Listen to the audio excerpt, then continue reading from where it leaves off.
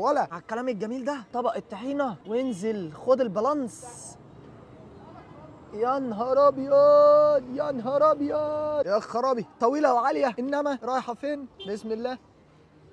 واحده كده في الروقان. وبالمناسبه الاكله دي ما تتاكلش فرداني، يعني انا حاسس كده انك تيجي انت وشلتك كل واحد ياخد له رغيفين ثلاثه وتغوص في هذا البالانس. حتى برضه لو حصل لك حاجه بعد الاكل ولا حاجه تلاقي اصحابك يشدوك يروحوك يودوك في اي حته، يعني تبقى في الامان، يبقى فيك صحه تعرف تروح يعني على الاقل. ولكن الاكلات اللي زي كده هي وشويه اكلات تانية زي مثلا ايه، قول لي يا شوري، زي مثلا الكبده الجملي اللي تروح تاكلها منين؟ من كرداس. الكبده الجملي والاكل المشكل والحاجات ديت، وانا كمان بحب الكبده مرده ومخ، انا مجنون كبده مرده ومخ. الاكلات ديت بتحب الغموز. اربع خمس ترغيف هتلاقي نفسك بتنط في الرغيف الخامس وانت مش دريان انت وصلت هنا امتى وازاي. يا باشا العيش خلص انت وانت مش واخد بالك. انت نط. تعالوا بقى، تعالوا اضرب تاني. بسم الله.